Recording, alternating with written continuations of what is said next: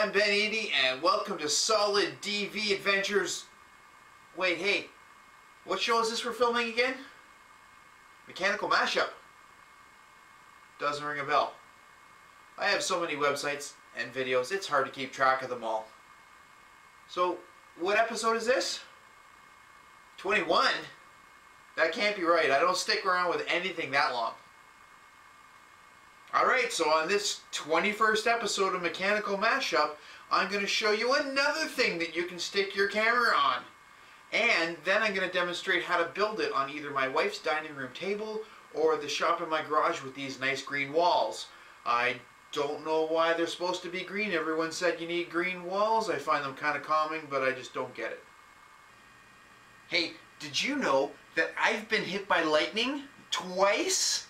And this one time, I fell off of a mountain and hit my head really hard. But the doctor says I'm okay now. And this one time, I fell off a mountain and hit my head really hard. But the doctor says I'm okay now. Anyways, we had a question on our Facebook page that asked if we could make a really small steady mount for a very small camera. Now my awesome co-host Dave just happens to have two very small cameras, a Canon SD720i and a Samsung Galaxy S. Now that happens to be a phone, but both of these small cameras shoot 720p high definition video. So we should treat them nice and make a steady mount for them.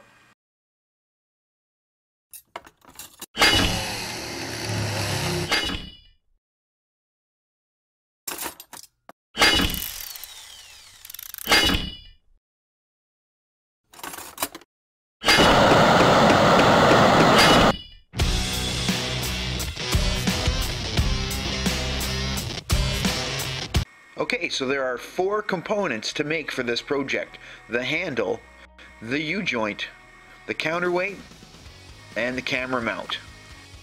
First, the counterweight. Get a length of 1/4 inch aluminum rod 23 inches long. You need to use a 1/4 20 thread die to cut threads into each end, 2 inches on one end and 1 inch on the other. Bend the rod into this rough shape. It will not be exactly like this because your camera will be a different weight and balance. You will fine-tune it later. For the handle, I just cut a 4-inch piece of PVC pipe and painted it black.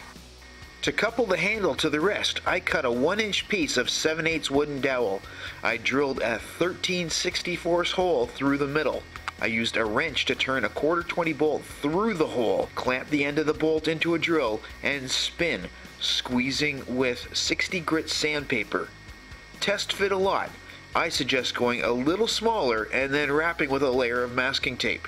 For the mount, I cut one 3/4 inch long piece of 1/2 inch steel rod. Drill a hole 13/64 right through along the rod axis and one halfway through at 90 degrees. Use oil when drilling to prolong bit life. Tap the holes 1/4 20. I use a drill instead of a tap handle for speed. Beware that taps are easy to break this way. Again, use oil. Cut the head off of a 1-inch long 1/4 20 bolt and Loctite it into the rod so it sticks out about 3/4 of an inch. I got the lock nut from a dollar store tripod.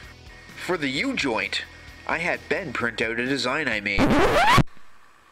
Now I know what some of you are thinking right now, well, I don't have a 3D printer, I can't build this. Well, grab a tissue, take a deep breath, and I'll tell you some other ways you can do this. This is a U-joint from a remote control car. You can buy it here for $5. We will post all links on our homepage. Here is a cool gimbal somebody built out of PVC pipes. Last is the method used in episode 15 of Mechanical Mashup. Here is how it all goes together. Attach the U-joint to the camera mount using a 1/4 20 screw. Screw the coupler for the handle into the other side of the U-joint. Press the coupler into the handle. Screw the counterweight into the camera mount. Use a nut to lock it in place. Add nuts and washers to the bottom of the counterweight. To mount the phone, I had to get a little creative as there is no tripod mount on my phone. I stuck some adhesive-backed Velcro to my phone. I cut out this bracket from aluminum. Slap on some hook Velcro and you have a mount that will work with almost any phone. This Velcro idea works well for me in other places as well, like by my bed, in my truck, and even on my bike. So how much weight to add is a matter of balancing or tuning your rig. What you need to do is add washers and nuts onto the bottom here and bend the aluminum rod so the camera is level and it doesn't tip when you do this. Now, having never used a Steadicam mount before, I went out and the very first time I was amazed by the difference I was able to do. I did a test video and I can only promise you that I tried as hard as I could when I was holding it handheld to hold it steady, and I tried as hard as I could with this. Like I said, it was the very first time, and I found the more I used it, the better I got. I was pretty impressed.